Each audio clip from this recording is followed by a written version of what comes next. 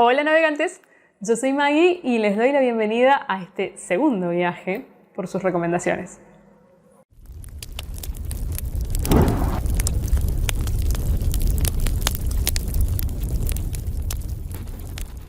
¿Cómo están? Bueno, yo sigo de corrido. Ustedes me van a ver con una semana de diferencia. Así que a mí no saben lo ridículo que me parece tener que decir como si hubiera pasado el tiempo. Espero que esta semana estén mejor, pero bueno.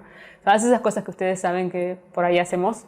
Porque una vez que nos ponemos a grabar está bueno hacerlo de corrido, sobre todo porque en este caso es el resumen de lecturas, así que lo quiero hacer de corrido. Me van a ver con la misma ropa, por supuesto.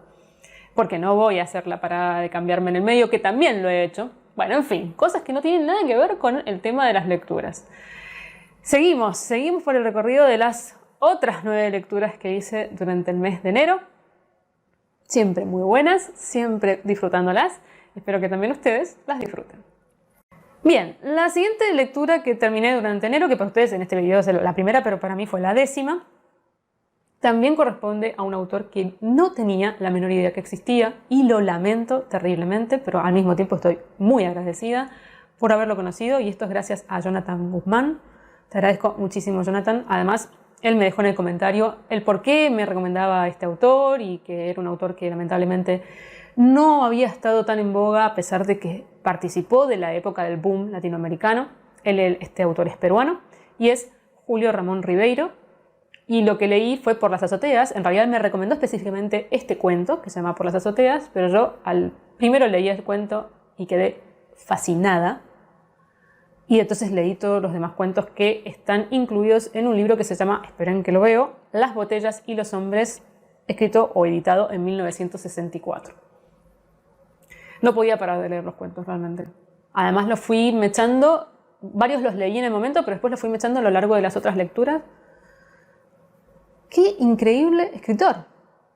Y encima, Jonathan me decía, si te gusta Bradbury, te va a gustar Ribeiro, porque tiene también una forma de narrar muy poética, con un uso de la palabra muy preciso, con una ambientación impresionante, y tenía razón.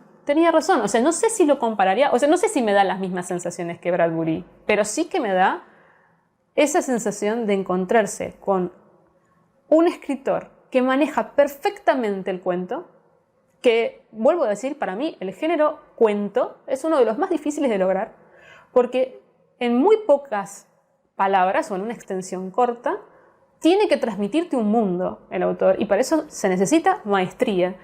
Y Ribeiro es un maestro. Por las azoteas es impresionante. Y es la historia de un niño que se considera el rey de las azoteas. Está planteado justamente en la época estival. En eso sí me hizo acordar a Bradbury. Me hizo acordar a Vino del Estío. En el momento en que los chicos dejan ir a la escuela y pueden ser libres y hacer lo que quieran, este chico vive en las azoteas y se considera dueño de las cosas que encuentra por ahí tiradas en las azoteas, hasta que encuentra, vamos a decirlo entre comillas también, tirado en medio de las azoteas, a un hombre con el cual trae una amistad. Bueno, ese es el argumento y está tan bien escrito. Es tan enternecedor, al mismo tiempo profundo, al mismo tiempo sutil, porque lo es. Tiene un final conmovedor. Es un cuento corto realmente, no es que son estos cuentos, entre comillas, que son novelas en realidad, o novelas cortas, no, es un cuento y está condensado de forma perfecta todo lo que te quiere contar. No le sobra una palabra, no le falta una palabra, uno se siente imbuido del Perú del que él te habla. Increíble Ribeiro. Y después leí otros relatos, y todos me parecieron maravillosos. Todos me parecieron impecables, entretenidos, no te esperas los finales, estás pendiente de la lectura porque querés ver hacia dónde va, son originales, están bellamente narrados, son redondos. Todos además hablan de también personajes marginales o personajes comunes y corrientes. Historias realistas, contadas por personajes que viven situaciones comunes, pero al mismo tiempo tienen magia, tienen algo de mágico. Bueno, no sé, ¿qué les puedo decir? Lean Ribeiro, no entiendo cómo puede ser que nos conozcamos a Ribeiro. Muchísimas gracias, Jonathan. En serio, te lo agradezco. Voy a seguir leyéndolo. Voy a hacer una cruzada por este autor. Tanto que está ahora en boga la literatura latinoamericana, denle una oportunidad. Lo que tiene de interesante los cuentos, que yo sé que hay ciertos países o culturas que no les gusta tanto leer cuentos, que prefieren las novelas, pero lo que tiene de interesante el cuento es que se condensa en algo muy corto todo lo que a lo mejor en una novela de 600 páginas se plasma de una forma más extensa. Y uno accede a eso en un tiempo reducido que además puede mechar con otras cosas. O sea, son historias que están cerradas y que uno puede ir mezclando con otras lecturas. Entonces es muy interesante leer cuentos. Sí, en Latinoamérica tenemos más tradición de leer cuentos, que no pasa en otros países. Pero los animo a leer a Ribeiro. Increíble autor. Siguiente lectura que terminé durante enero. Bueno, otro libro impresionante. Nos vamos a Alemania en este caso, de la mano de un autor que es muy conocido porque escribió un libro que fue bestseller, que tiene una producción muy pequeña, muy corta, y que yo este libro no tenía ni idea. Es más, ¿cómo será? Yo había leído este otro bestseller, ya voy a decir de quién se trata, hace un tiempo, largo, considerable, y no me di cuenta que era el mismo autor.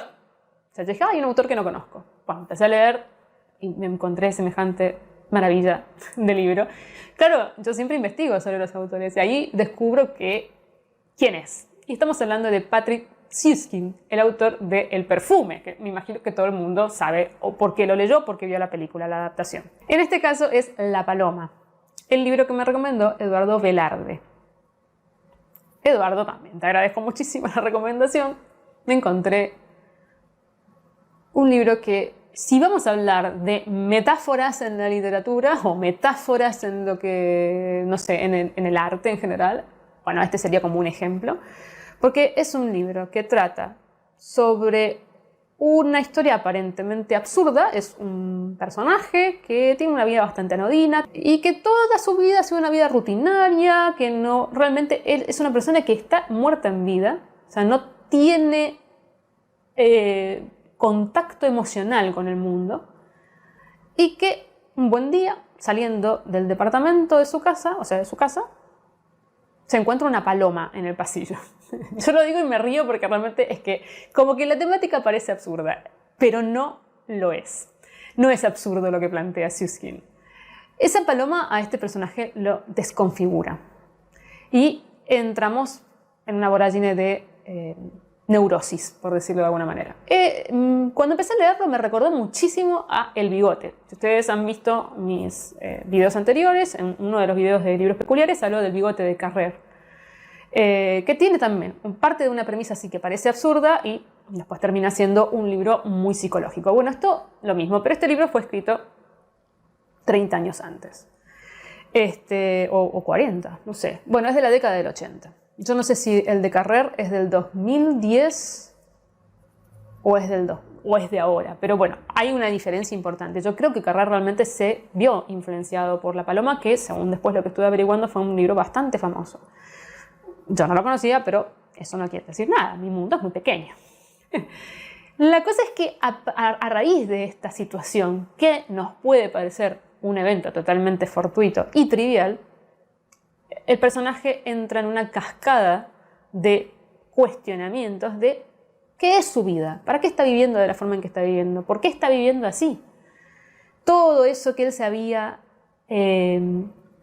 vamos a decir, construido alrededor para no relacionarse con el mundo externo, para no sentir, se tambalea, se cae, se destruye. Y el final es conmovedor, no solamente conmovedor, es impactante, es impresionante, entendés, porque te pasás la mayor parte del libro diciendo que le pasa a este personaje, está ahí de la locura, o sea, no es que está ahí, está casi loco, no entendés la reacción que tiene y el final te hace entender todo. Caen todas las fichas de todo lo que te ha contado, entendés por qué el personaje es como es, entendés el motivo por el cual él se ha encerrado de esa manera en sí mismo. ¿Entendés todo lo que significa y el simbolismo de la paloma? Es magnífico.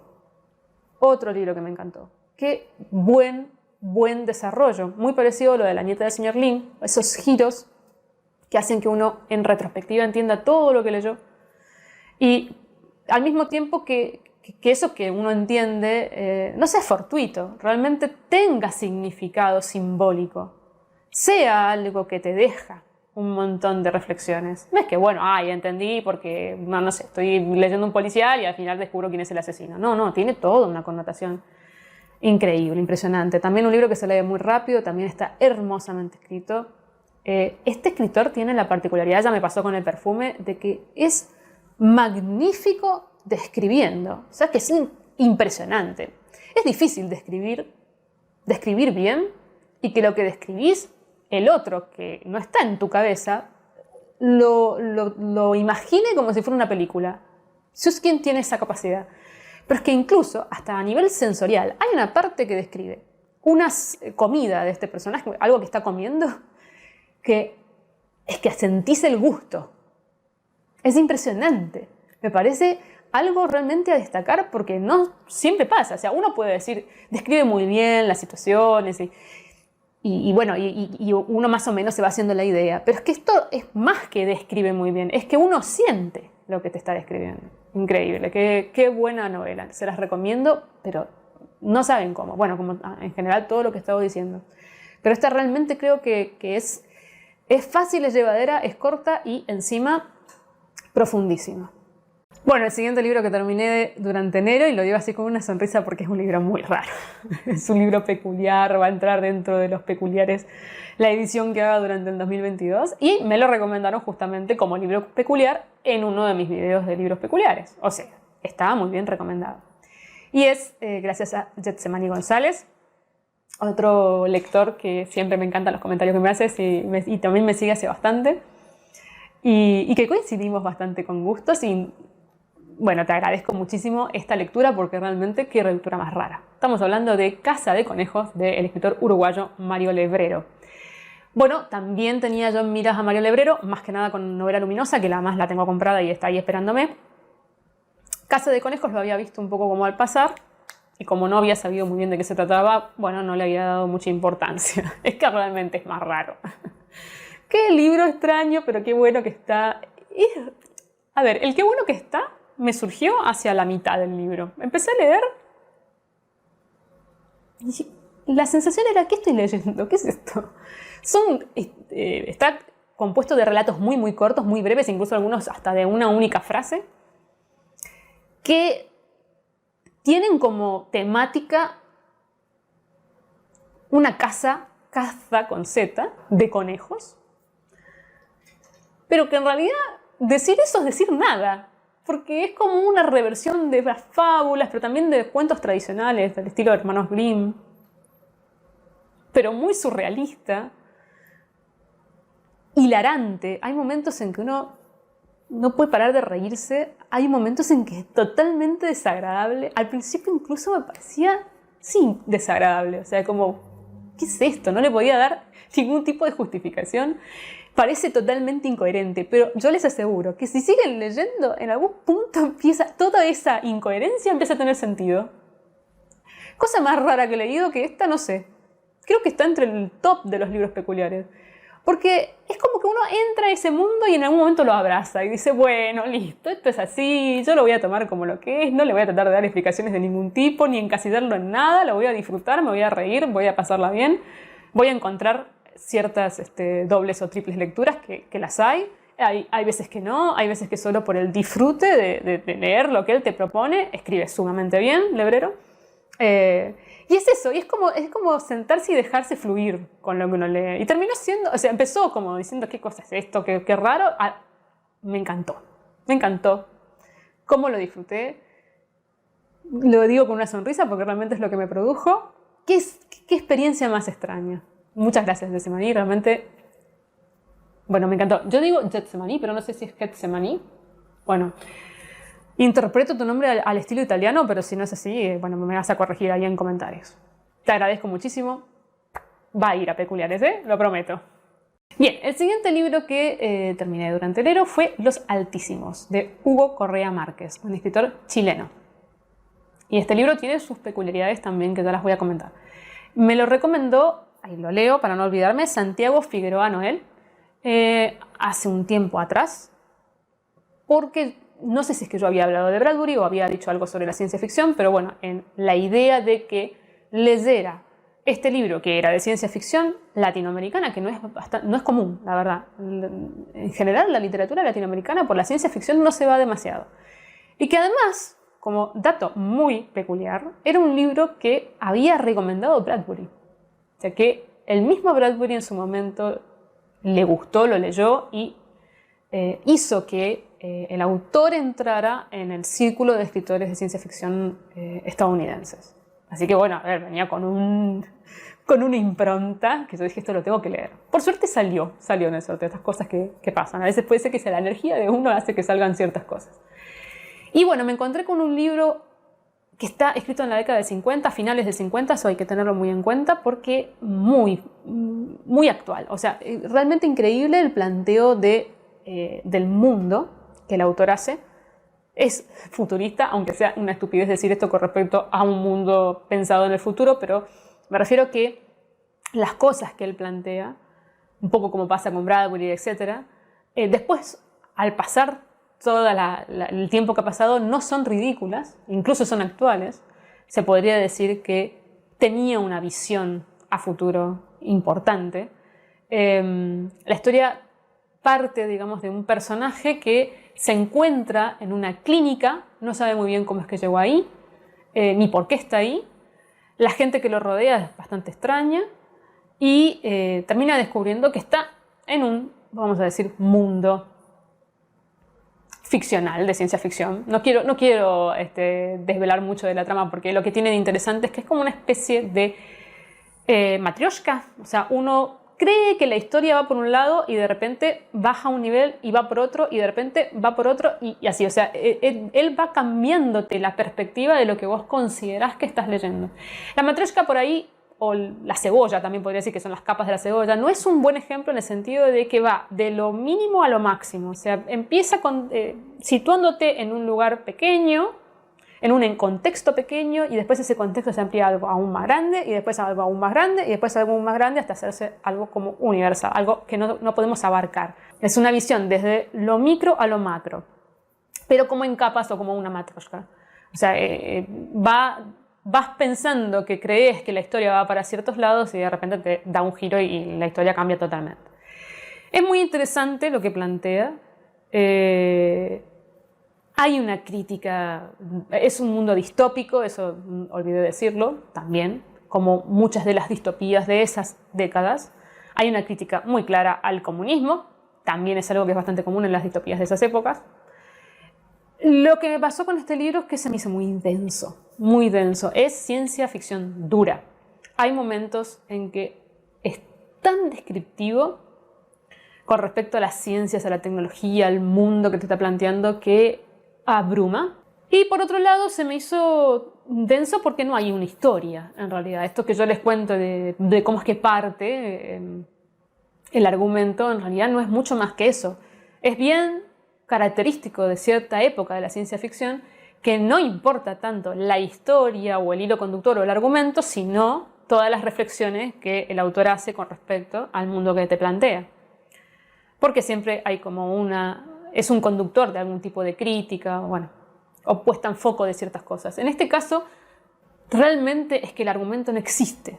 Los personajes dan lo mismo, son un poco planos. Y entonces, claro, pierde el hilo argumental y lo único que uno hace es leer descripciones y descripciones y descripciones de un mundo que él se imaginaba, que es un mundo muy interesante, que es un mundo que está muy bien pensado, que le da un giro muy distinto a otras cosas que yo leí de ciencia ficción. Sí, todo eso sí, pero por otro lado, esto otro es que realmente es ciencia ficción dura y que esa ciencia ficción dura es lo que prima a lo largo de todo el libro. Y que no hay una historia realmente que te conduzca a través de esos escenarios, sino que son meras descripciones una detrás de otra. Llega un punto en que se me hizo sumamente denso. Incluso me aburrí, cosa que, bueno, es muy terrible con la ciencia ficción, por lo menos para mí. Aburrirse con los libros es malo, es una mala palabra. Así que no fue una buena experiencia de lectura. Creo que este es el que menos me gustó, si bien tampoco me disgustó. No es un libro que vaya a entrar entre mis peores lecturas del año, ni mucho menos, pero sí que yo esperaba mucho más, sobre todo por el hecho de venir de una recomendación como alguien como Bradbury, que para mí es muy importante.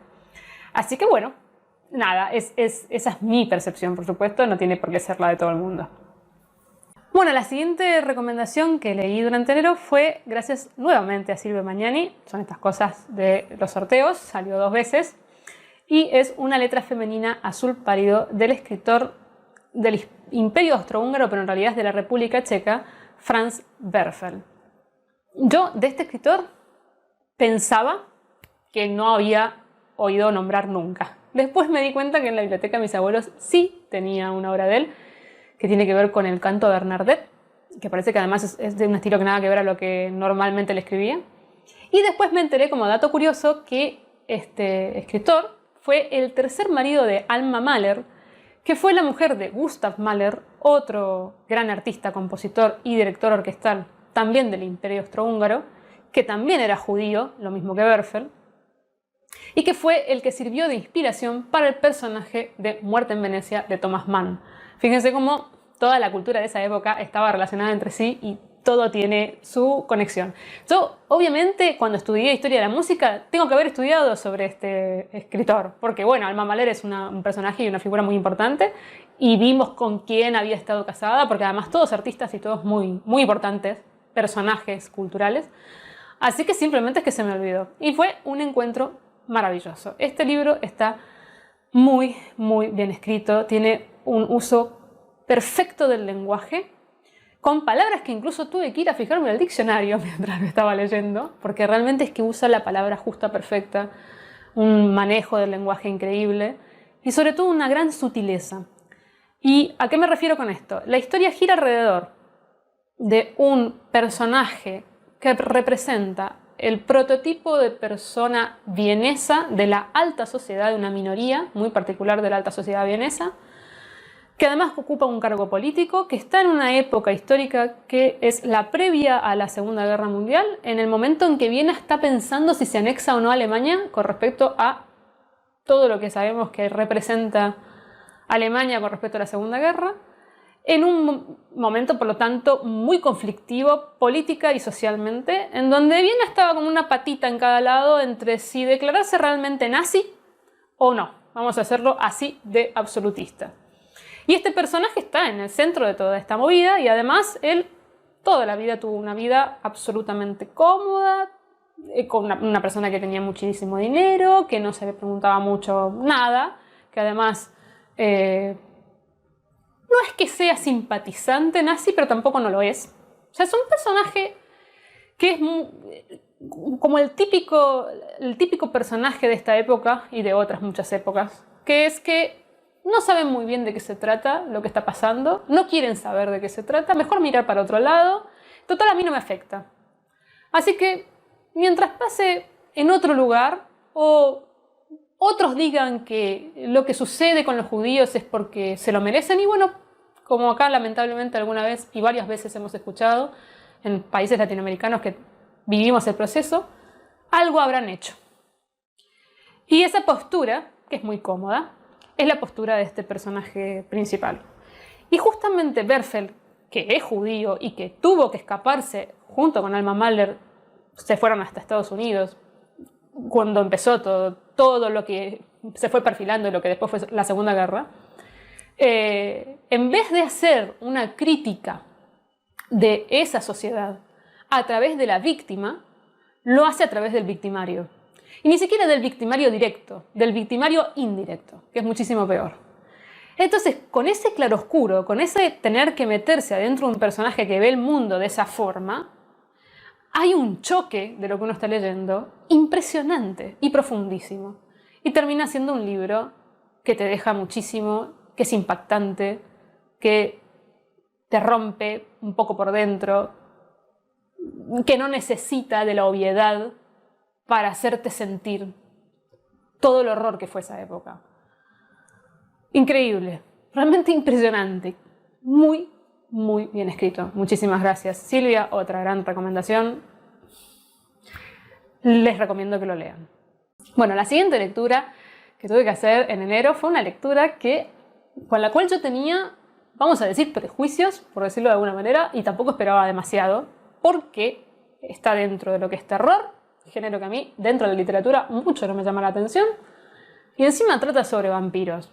Qué cosa más tópica de la literatura del terror. Que a mí el vampiro no me va ni me viene y tampoco me suele producir demasiado terror. Además está tan trillado en este momento y hemos visto tantas cosas con respecto a vampiros que bueno, qué sé yo. Y es Carmilla de Joseph Sheridan Le Fanu. No sé si se dice Le Fanu o Le Fanu, porque es un autor irlandés, pero este apellido parecería medio francés, no sé. Esta recomendación fue gracias a Carolina Sandoval y me sorprendió. Me sorprendió para bien, por supuesto, si no estaría con esta sonrisa. Me encantó.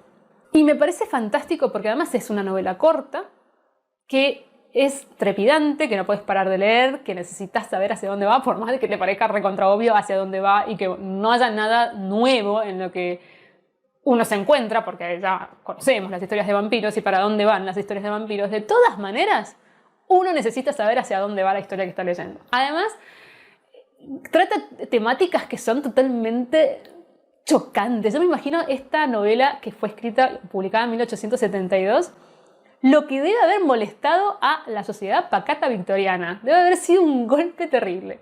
Da terror, increíblemente, a pesar de ser absolutamente obvia la historia. Da terror porque está muy bien contada, el ambiente es genial, este terror gótico que tan bien le va a Drácula. La ambientación, el lugar, la atmósfera, uno realmente se mete en el personaje principal y sufre las cosas que a ella le pasan. Muy bueno, realmente disfrutable. Es disfrutable por más de que no te guste el terror o que no seas muy fanático del género o sí te gusta el terror. Una experiencia que realmente encima la disfruté porque me sorprendió. Nunca esperé que el libro me hiciera sentir todo esto que les estoy contando. Bueno, el siguiente libro que terminé durante enero, y ya estamos entrando en lo que serían los últimos 3, fue de un escritor que yo sí conocía, pero que no sabía que existía esta obra, que es La Biblia de Neón, de John Kennedy Toole, que, bueno, todo el mundo lo conoce porque esta otra obra que yo sí leí es muy famosa, que es La Conjura de los Necios. Novela que a mí me gustó, pero hasta ahí nomás. No me fascinó, como veo que le pasa a otros muchos lectores que, bueno, que les encanta y que el personaje principal es uno de sus favoritos. Bueno, no me pasó eso. Puede ser que también lo haya leído siendo chica y que lo tenga que releer, y muy probablemente lo haga porque lo que me encontré en la Biblia de Neón... que olvidé algo muy importante, esto es gracias a Diego B., que fue el que me lo recomendó. Lo que me encontré en este libro fue una muy linda experiencia, una muy buena experiencia. Si bien el libro no es original y no trata temas que no hayamos leído muchas veces, que tiene que ver con una historia de crecimiento y acompañar a un personaje desde su infancia hasta su adultez, con todas las transformaciones que eso significa y con todos los lazos que va formando alrededor, y además ubicada en el sur de Estados Unidos, con todo lo que eso significa y con una sociedad muy cerrada, muy intolerante, con mucho fanatismo religioso, con muchas dicotomías, con contrastes entre personajes muy oscuros y personajes muy luminosos. Bueno, esas cosas que ya lo vemos en El Arpa de Hierba de Truman Capote, en el mismo Vino del Estío, que es muy amable. El Vino del Estío, la verdad que no toma la parte oscura del sur, pero sí te representa lo que es la vida del sur, de Bradbury. En Faulkner, que realmente sí vemos la parte oscura y de la ignorancia. No es original en ese sentido, pero de todas maneras es un libro que está muy bellamente escrito, que te hace sumergirte en el lugar, en la época, en un personaje que es realmente bello, que da gusto estar viendo la historia a través de sus ojos, verlo crecer,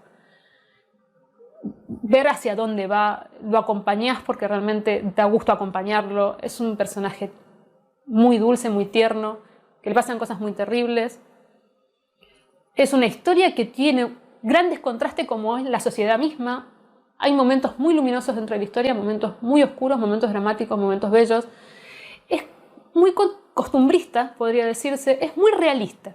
es realmente una historia realista. Es lo que realmente la vida es, no grandes gestas, tampoco que la nada misma, situaciones que pueden ser al mismo tiempo positivas y negativas, cómo eso nos va transformando, bueno, con una delicadeza además en la manera de narrar, bellísima. Y lo que a mí más me impacta de esta situación es que este libro lo escribió teniendo 16 años. La madurez que tiene este escritor a los 16 años, bueno, ya se la envidiarían muchos otros escritores. Es una lástima la vida personal de este escritor. Es una lástima que no lo hayan editado, que sus únicas 2 novelas hayan sido editadas póstumamente, que todo el reconocimiento que se hace de él sea algo que él nunca se va a enterar, que él se haya tenido que suicidar porque no encontró un lugar en el mundo, ni nadie que lo valorara, siendo semejante escritor. Tiene una carga, toda esa historia personal, que bueno, que hace que esto que uno lee sea mucho más emocional aún, siendo que la historia realmente es muy conmovedora. Así que también lo recomiendo muchísimo y te agradezco mucho, Diego, por haberme abierto esa otra patita de la forma de escribir de Tull. Bueno, y entramos a lo que sería el penúltimo libro que leí durante el mes de enero, un libro muy famoso, que aún siendo muy famoso, yo no había leído ni tampoco tenía mucho en la mira, a pesar de que es un autor que conozco muy bien en el género poesía. Estoy hablando de La tregua del autor uruguayo Mario Benedetti. Esta es una recomendación de Libretu y no sé si la hizo en el especial de 1000 suscriptores, pero bueno, yo la tenía ahí anotada. La tregua trata, digamos, vamos a simplificarlo, porque para mí hablar del argumento de la tregua es simplificar mucho la tregua en sí, el libro. Pero el argumento gira alrededor de un personaje que está también en justamente la etapa de cambio de productividad a improductividad, o sea, la parte en que uno llega a jubilarse, con solo 50 años. Parece que en la década del 60 en Uruguay se jubilaba muy temprano. Y es un personaje que, por una cuestión privada, digamos, o sea, de su vida, se ha dedicado simplemente al trabajo y no ha vivido. Ha tenido una vida muy anodina, muy sacrificada también, si se lo puede pensar de esa forma, sin emoción, sin aventura, y que llega a este punto culminante en donde la única cosa que lo mantenía mínimamente a flote era un trabajo que también era totalmente anodino y rutinario, porque era un trabajo de oficina, pero bueno, era lo que él hacía normalmente todos los días de su vida, y de repente se enfrenta a qué va a suceder con su vida cuando todo ese vacío realmente se concrete al no tener nada que hacer, o sea, al tener tiempo libre. Y bueno, todo lo que esa crisis implica, que obviamente lo es un momento de la vida muy importante, el paso, digamos, hacia la última etapa de la vida, y que locamente me doy cuenta que, como decía, muchos de los libros que leí durante enero están en esa etapa vital, o los personajes están en esa etapa vital, y de repente, de casualidad, conoce a una mujer que pasa a ser parte de la oficina y empleada directa de él, que es muy joven, que tiene la edad de su hija y de la cual él se enamora. Y bueno, esa es la historia, digamos, de amor, digamos, de la tregua. Por lo general, la gente ha simplificado bastante y se ha enfocado solamente en que la tregua es una historia de amor. Para mí, la historia de amor es lo de menos de la tregua. Ya sé, me van a matar, van a decir, no leíste el libro, que estuviste leyendo, no entendés nada. Es que para mí no, para mí lo importante de la tregua es todas las reflexiones que el personaje principal tiene con respecto a la vida misma, a las proyecciones que hacemos cuando somos jóvenes, en qué nos convertimos cuando crecemos, si eso en que nos convertimos es negativo, que en el caso de él lo es, cómo vamos transmutando y transformándonos dependiendo de lo que nos toca vivir. Y también una gran parte, digamos, de la tregua es hablar sobre la sociedad uruguaya de la década del 60 y sobre las cosas que el personaje, que para el personaje se están destruyendo. Y acá viene lo que no me gustó de la tregua y lo que hizo que fuera una experiencia bastante mezclada, diría, porque por un lado me pareció objetivamente muy bien escrito, es Benedetti. obviamente va a escribir bien. Y por otro lado, me chocó terriblemente el discurso del narrador, porque todo lo vemos a través de los ojos de este personaje. Lo que él escribe es un diario, o sea que realmente son sus pensamientos íntimos, y esta voz es una voz patriarcal, en donde toda la crítica está justamente puesta en una nueva generación que viene a romper con todo el status quo del patriarcado. Y él no lo ve como algo positivo, lo ve como lo peor que le puede estar pasando a la sociedad en este momento. Y tenemos un narrador que es misógino, machista, con un machismo solapado, que es mucho peor para mí que el machismo declarado, porque por lo menos contra el machismo declarado uno puede luchar y además se ve, y el machismo solapado muchas veces no nos damos cuenta que está, y sobre todo un discurso homófobo espantoso. Yo quise creer que en realidad Benedetti lo que estaba haciendo era un poco como lo de Berfeld, a través del contraste y a través de la postura contraria, poner de manifiesto lo ridículo de ese discurso que se cae, indudablemente, o que la misma sociedad está rompiendo. Pero lamentablemente no me encontré con eso y me puse a investigar y leí incluso una tesis doctoral de un doctor en letras de Guatemala que hablaba específicamente sobre el discurso patriarcal en la tregua y que no solamente analizaba, digamos, esto en específico, sino todo el contexto en el cual escribió Benedetti, la generación del 45 uruguaya, qué pasaba a nivel económico, político y social en esas décadas, y además las figuras. ¿Quién era Mario Benedetti en su vida personal? Entonces, hay un montón de análisis, también hay análisis estructural del libro, y etc. O sea, pero la parte de análisis justamente del narrador, de la voz patriarcal del narrador, mecha partes de la tregua con entrevistas que se le hicieron a Benedetti en distintos momentos de su vida, en donde indudablemente el autor pensaba eso que escribe. O sea, no es que Benedetti estaba en la otra punta y bueno, era una especie de denuncia.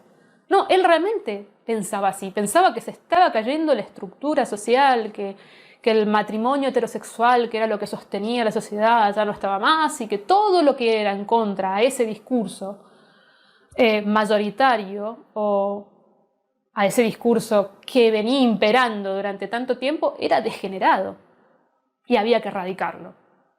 Y entonces para mí fue terrible, porque fue encontrarme un Benedetti que yo no tenía en mi inconsciente colectivo. Para mí Benedetti era representante de todo lo contrario, del amor, del altruismo, de las relaciones positivas de pareja, de la tolerancia, o sea, porque en los poemas no se ve esto, justamente. Y claro, me encontré con algo que me chocó un montón. Y si bien es cierto que no hay que sacar al autor de un contexto X, tampoco estamos hablando de que lo escribió tan lejos. 1960 no está tan allá. Y por otro lado, hay muchos otros escritores que en esa misma década escribían desde otros puntos de vista muy distintos. Entonces también está la persona, no solamente el contexto, sino quién era la persona. Y aún así, uno debe o debería poder separar la obra del autor. Lo que pasa es que aún esa historia de amor, que es la que supuestamente es la tan interesante, o que la gente ha puesto el foco en eso y ha dejado un poco de lado ese discurso que hay de fondo, no me pareció creíble. Porque ¿cómo haces para creer que una persona que considera que la mujer es tonta, que cuando tiene sus menstruaciones se pone estúpida, y dicho con esas palabras, que es una chiquilina, que hay que guiarla porque no sabe muy bien lo que hace, que la cosifica, que observa entre un montón de mujeres cuántas mujeres le gustan por las piernas, por el busto, por la cara, que considera que es irracional, que todo lo que tiene que ver con lo femenino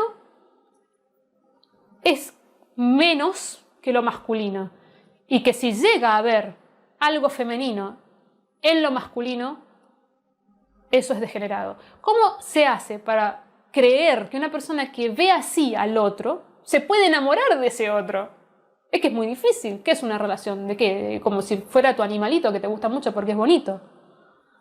Entonces, claro, tampoco pude creerme la historia de amor que plantea. Entonces, bueno, fue una experiencia bastante chocante porque nunca me imaginé que me iba a encontrar algo así, porque además nunca he visto a nadie que hable sobre esto con respecto a la tregua.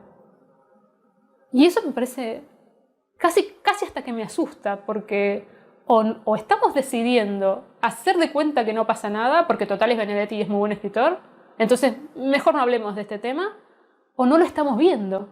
¿Qué es peor? Bueno, y el último libro que leí durante el mes de enero, por suerte cerré enero de esta forma, fue Papaíto Piernas Largas de Jean Webster, escritora estadounidense. Y esto fue gracias a Belén, que te lo agradezco infinitamente. Bueno, estos son de estos libros que uno, no sé por qué, no leyó en cierta época de su vida, que son clásicos de la literatura juvenil, así como Mujercitas, Tom Sawyer y otros tantos libros que son muy conocidos, y que bueno, no llegó en mi infancia. Y incluso no tenía ni idea ni de qué trataba, nada. Es un poco lo que me pasó con Anne, que fue el descubrimiento de algo que, no sé, que era muy hermoso y que tendría que haberlo leído en cierta etapa. Pero igual estoy muy contenta de haberlo leído en esta, porque muy probablemente si yo lo hubiera leído siendo chica, no hubiera sacado todo el jugo que le saqué a una historia que aparentemente es una historia rosa, que no tiene mucho más. Que no es así. Y sobre todo lo importante es leer el contexto y quién fue la autora, porque también es bastante mágico para la época. Tengamos en cuenta que Papaíto fue escrito en 1912 o publicado en 1912, y la historia es una huérfana que de repente un benefactor anónimo costea sus estudios en una universidad muy importante para que se convierta en escritora. La condición es que ella tiene que escribirle cartas. Esta es una novela epistolar, cosa que para mí ya tiene un lugar especial en el corazón porque me encanta el género epistolar. Ella tiene que escribirle cartas contándole cómo es la vida en la universidad. Por lo menos una carta por mes. Cartas que el benefactor no va a responder jamás porque no quiere que se sepa quién es. Y bueno, de esto se trata Papaíto. Y la historia es hermosa. Es una historia dulce, es una historia que te deja con un corazón calentito, que es muy lindo, que todo lo que lees te sonreís, te reís, porque además la narradora es muy especial, es una persona que ve la vida de una forma muy bonita, pero además con una postura crítica frente a la vida, no es tonta, tiene una visión incluso hasta cínica en algunas cosas, es bastante hilarante, tiene un humor muy particular. Y es muy llevadero. La verdad que la forma que tiene de plantearte la historia y las cartas, te lo comes al libro, lo lees rapidísimo. Detrás de eso, que sería como la cara, digamos, del libro, de la historia, hay una enorme puesta en foco de la autora de cosas que le parecen totalmente necesarias, como por ejemplo el derecho de la mujer a ser un ciudadano reconocido como tal, que pueda votar, que pueda educarse, que pueda emitir su voz y su opinión y que se la escuche y se la tenga en cuenta.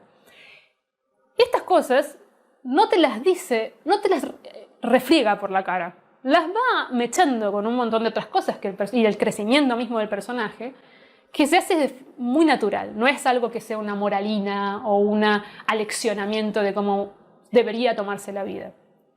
Y por eso es que, lamentablemente, se lo tomó de forma un poco superficial a Papaíto, porque en realidad la gente se quedó con la historia, un poco lo que pasa con La Tregua, pero trasladado a un narrador muy distinto al de La Tregua, y no se vio todo lo otro. Si nosotros después averiguamos un poco sobre la historia personal de la autora era una mujer que pertenecía a una familia de clase social alta en Estados Unidos, que era nada más y nada menos que sobrina nieta de Mark Twain, que su abuelo creo que era editor también, así que estaba muy en el mundo de la cultura, y que su abuela era sufragista, o sea, era una de las personas que había estado luchando por el sufragio femenino, lucha que también ella toma como propia.